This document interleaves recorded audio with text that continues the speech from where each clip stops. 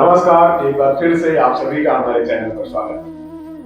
आज हमारे साथ एक बार फिर से कृष्णा जी हैं, इनसे हम लोग सवाल जवाब करेंगे। नमस्कार सर। नमस्कार सर, हमारा सवाल आज ये था कि आनंद में इंसान व्यक्त कैसे रहे। आनंद ऐसे जैसे पहले के लोग थे तो उनके पास संसाधन भी कम थे और उनको मानसिक तनाव कभी हुआ ही नहीं। हमारे बाबा लोगों से पूछा जाए तो मानसिक अवसाद की स्थिति कभी नहीं है। आज के समय में लोगों के पास संसाधन तमाम, पैसा है, सब कुछ है, लेकिन वो आनंदित नहीं रह पाते, अंदर से खुश नहीं रह पाते। तो इसके बारे में जरा हमारे दर्शकों को विस्तार से बताइए। जी बताइए। देखिए, आनंद एक ऐसा विषय है जो सभी का अपना अपना हो सकता है। आनंद के लिए हम आपको प्रेरित कर सकते हैं, आनंद के लिए हम ऑडियंस को बता सकते हैं कि आप इन उपायों को करें, लेकिन आनंद सबका अपना होता है। जैसे किसी को आहार लेने में आनंद आता है, सुख मिलता है, और सुख की अनुभूति ही लगातार सुख की जब अनुभूति होती है तो वो आनंद समझ लेता है। हालांकि आनंद इससे परे है, अलग है, लेकिन आज के तनाव भरे जीवन में मैं कहूंगा कि यदि व्यक्ति एक नियमित दिनचर्या का पालन करता है जिसमें हमारा डोपामाइन रिलीज हो जाए, जो हैप्पी हार्मोन्स हैं, ऑक्सीटोसिन रिलीज हो जाए, सेरोटोनिन रिलीज हो जाए, तो एक पूरी डोज आनंद की, जो आधुनिक आनंद जिसे हम समझ रहे हैं, हालांकि वो आनंद नहीं है, वो सुख है, क्षणिक अभिव्यक्ति है।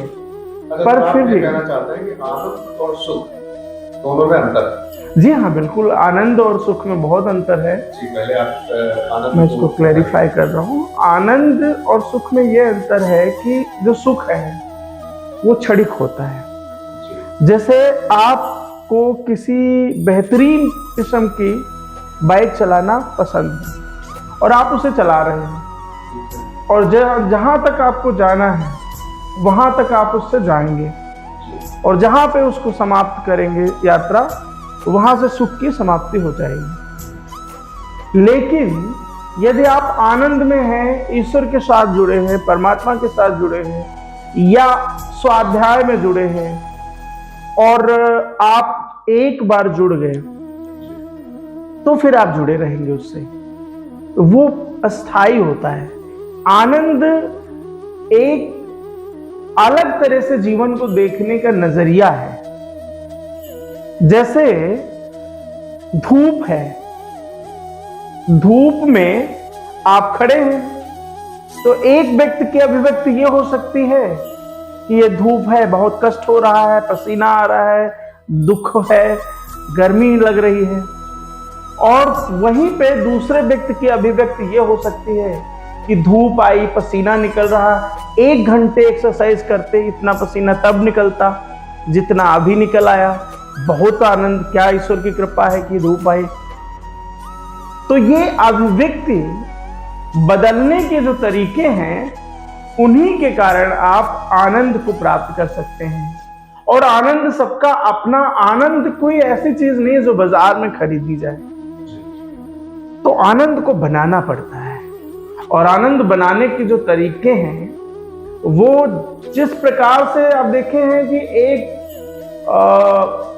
सरकार या एक देश चलाने के लिए एक बजट पारित होता है ना, और उस बजट के अनुरूप पूरा साल भर के सभी विभागों के लक्ष्य रखे जाते हैं, और उनको कहां तक पहुंचेंगे वो अलग की बात है, लेकिन वो एक निर्धारण होता है उसका। इसी प्रकार आनंदित रहने के लिए आप एकाएक आनंदित नहीं हो सकते, एकाएक खुश हो सकते हैं। कोई अच्छी खबर आ गई, आप खुश हो गए, कोई अच्छा भोजन मिल गया, आप खुश हो गए, अच्छे कपड़े मिल गए। लेकिन अस्थाई आनंद को प्राप्त करने के लिए आपकी जो रूटीन है उसमें स्वानुभूति होनी चाहिए, आत्म साक्षात्कार होना चाहिए। आप देखते हैं कि जितना आप समाज में जिसके साथ रहते हैं आप उसके स्वरूप को ग्रहण करते जाते हैं, आपका स्वरूप लगभग वैसा ही बन जाता है। तो आप सोचिए, यदि आप अपने साथ रहेंगे तो आप कैसे बनेंगे? आप अपने जैसे बनेंगे, जैसा आप चाह रहे थे वैसा बनेंगे, जो आपकी अभिलाषा है वैसा बनेंगे। फ्रायड की थ्योरी के अकॉर्डिंग एक बहुत अच्छे दार्शनिक हुए हैं पाश्चात्य, फ्रायड ने कहा कि जो आपका चेतन मन है वो तो एक छोटा सा हिस्सा है, उसका दशांश है। 90% सबकॉन्शियस माइंड को जैसे आप ट्रेन करते हो, जिस प्रकार से उस माइंड को आप ट्रेन करते हो, जो उसमें डालते हो, वही आपका स्वरूप धीरे धीरे बनता जाता है, वही आपका चरित्र बन जाता है। तो आप सोचिए ना कि आजकल हम क्या डाल रहे हैं? क्या हम आनंद डाल रहे हैं? क्या हम स्वानुभूति ले रहे हैं? तो 24 घंटे में यदि हम 1 घंटे 2 घंटे अपने लिए आत्म साक्षात्कार के स्वानुभूति के लिए नहीं जाएंगे तो निश्चित तौर पे आनंद की प्राप्ति नहीं होगी। क्षणिक सुख आपको प्राप्त हो जाएंगे, कुछ अच्छा खा लेंगे तो आपको सुख प्राप्त हो जाएगा। तो आनंद प्राप्ति के लिए अपने माइंड को ट्रेन करना पड़ेगा। अब योग में अगर हम कहें तो आप सुबह सुबह प्रातः काल कुछ एक्टिविटीज कर लें, जैसे कुछ प्राणायाम आसन करें। सर्वप्रथम आपको सूर्योदय से पहले उठना चाहिए। मैं फिर कह रहा हूं कि आप सूर्योदय से पहले उठ जाएं। अब ये प्रश्न उठता है, बहुत लोगों का यह प्रश्न होगा कि सूर्योदय के पहले यदि हम उठें, मैं रात में 12 बजे सोता हूं, कोई कहता है मेरा बेकरी का काम है मैं 12 बजे आता हूं, कोई कहता है मेरा मेडिकल स्टोर का है तो मैं 12 बजे जाता हूं। अनेक प्रश्न उठेंगे यहाँ पे, और आप कह रहे हो कि सुबह प्रातः काल उठो, कैसे उठे, कैसे पॉसिबल है? तो ये पॉसिबिलिटी मैं उन सभी को ये कहना चाहूंगा कि आप प्रातः काल उठिए और उठने के बाद सूर्योदय के 45 मिनट के बाद आप फिर सो जाइए। आप सूर्योदय के 1 घंटे पहले उठ जाएं, कुछ एक्टिविटीज कर लें, कुछ मेडिटेशन कर लें, योगिक मेडिटेशन कर लें, नासिका अग्र पे ध्यान कर लें, आंखें बंद करके सांस पर सांस पे ध्यान कर लें, अपने किसी भी चक्र पे ध्यान कर लें, मूलाधार, स्वाधिष्ठान, मणिपुरा, अनाहत, विशुद्ध, आज्ञा, सहस्त्रार, बिंदु, किसी पे भी ध्यान कर सकते हैं। और अच्छा होगा कि दर्शनोपनिषद में कहा गया है कि 18 मर्म स्थान होते हैं शरीर में, प्राण के स्थान 18 बताए गए हैं। 2 पैर के अंगूठे, 2 एड़ी के पास जॉइंट जो होता है, 2 पिंडली, 2 घुटने, 2 जंघाएं,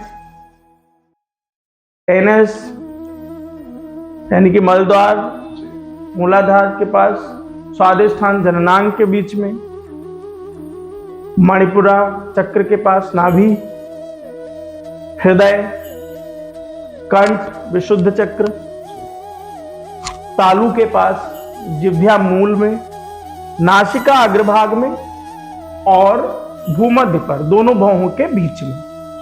तो इन 18 स्थान में किसी भी एक स्थान पर आप यदि आप धारणा करें, धारणा अर्थात तो अपनी चेतना को निरंतर उस स्थान पे बनाने की कोशिश करना, और जब वो धीरे धीरे पूरी तरह से कामयाब हो जाएं, आप उसमें लगातार महीने 2 महीने 3 महीने प्रैक्टिस करेंगे तो निश्चित तौर पे आपको ध्यान में कन्वर्ट हो जाएगा।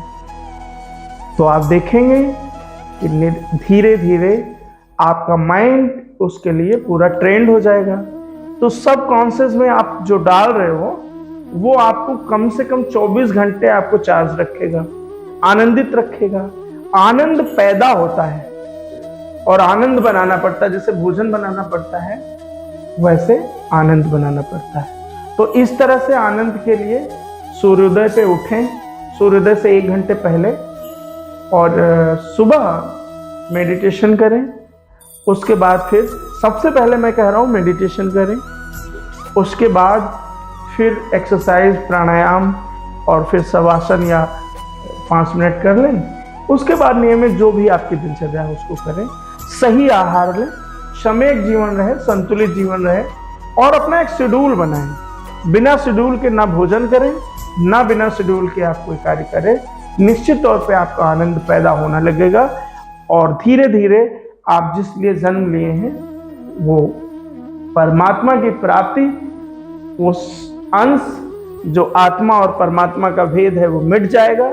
आत्मा निर्मल पवित्र होके इसी जीवन में आप मोक्ष को प्राप्त हो जाएंगे। जीवन मरने के बाद कोई मोक्ष नहीं है, आप मोक्ष इसी जीवन में प्राप्त कर लें, वही असली मोक्ष है। बहुत बहुत धन्यवाद सर।